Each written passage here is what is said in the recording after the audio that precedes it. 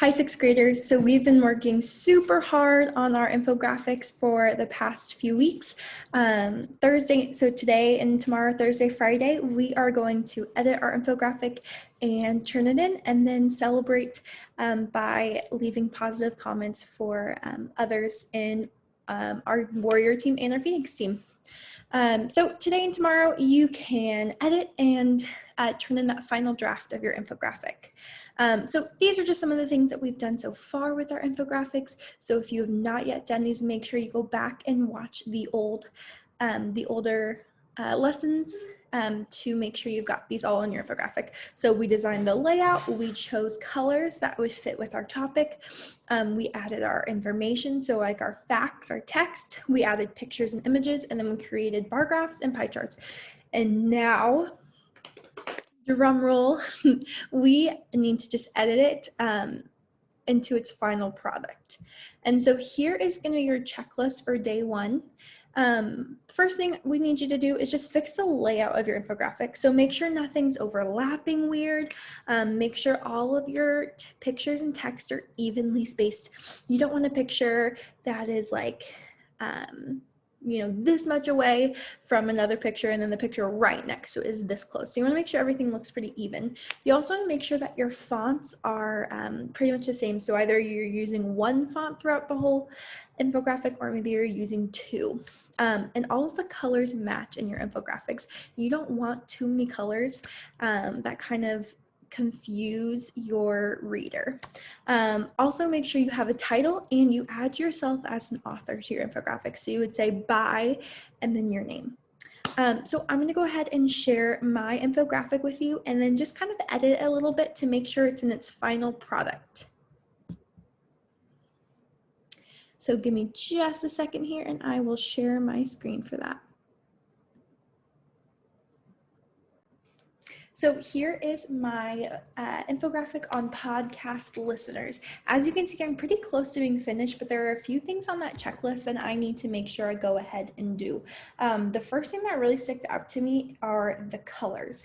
It looks like I'm using, my background is a really nice blue that I like, and I have some gray and some black in there so that it doesn't, it's not too crazy, but I'm using two pinks, and I'm not a big fan of that. And so I want to make sure for me to make it more like appealing, I want to change it to one pink. And so when I look at this title and then I look at this text over here, the dark pink is much easier to read on that background than the light pink is. So I'm going to go ahead and change this text here. I'm going to go ahead and do that by clicking the paintbrush. I'm going to click on that text color here, and I know mine was from the preset here. Oops, I'm just going to make sure it's all highlighted so I can go and do that. So it was in that gradient, nope, preset, and it was that one right there. Perfect, that is so much better. So I'm going to go ahead real quick and just change the rest of those so that all of my pinks match. And I love my bar graph that shows the millions of listens that each kind of genre of podcast gets per week, but that pink is off too. However, I do know how to fix it. So when you tap on the graph, you can click Edit Series, and this little window pops up. Then you'll click on it, and you'll make sure you're on Series, and where it says Fill there, you can click and change the color, and now everything looks so much better. The next thing I kind of notice is when I look at these over here, they're kind of overlapped, they're not evenly spaced, and they don't look very good to the eye. So I'm just going to kind of move them around. Okay, I want to make sure that I give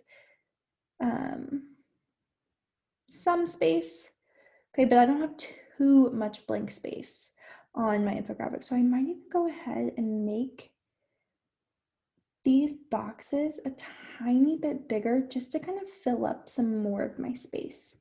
And so I want to make sure that they're all the same size. But I'm going to go ahead and I just made them bigger so I could take up some more space. I don't have just a bunch of random open background space. I'm going to arrange them in a way that I like. I love these yellow lines because it tells you when something's like perfectly lined up, which I love. Okay, I think that looks a little bit better. I'm not a huge fan of that open space there, but I might figure out something I want to put there instead. And then let's see, the next thing, when I look at my fonts, pretty much all of my fonts are the same, but I have a few that are different. So I know over here I was using DIN Consended. And so the only ones that were not DIN Consended were these fonts that are on my bar graph, but I know how to change those too because I want to make sure all of my fonts are the same. That's just what I personally like. So I'm going to click on edit data, and I'm going to click on the paintbrush, and then I'm going to click on style. So I've just clicked on the bar graph, and then I've clicked on the paintbrush. And then I'm going to go ahead and click on where it says chart font, and I'm going to make sure, and it is in DIN Consended, which is perfect. And so all of my fonts are the same, which, like I said, I really like. It just kind of makes everything look clean and even. My very last thing, okay, I know I have a title, but I need to add who this whole infographic is by, which is me, Miss Anderson. So I'm just going to go ahead. I'm going to copy that text box since I kind of already have it there. Then I'm going to just paste it, and I might put it just right down here. And I might make it just as a little bit of a smaller font too, but I'm going to write by Miss Anderson. You got to make sure you give yourself credit for making such a good infographic. Not to brag or anything, but I think mine looks pretty good. I'm going to just make it probably a little bit smaller so that it's not totally in your face. And I want it to be even, so I find that yellow line. Okay, well, that is my infographic. You can see that I made sure that my fonts were the same. I had similar colors. I made sure nothing was really overlapping, and I really just kind of shifted things around to make sure that I was taking up most of the space of my infographic. I didn't have a ton of blank space. So once you are done editing your infographic and you feel like you have got the best infographic you can make, you are going to go ahead and submit it onto your day 1 assignment. Make sure to watch day 2 so that you can put your infographic onto the Padlet and comment on other people's as well.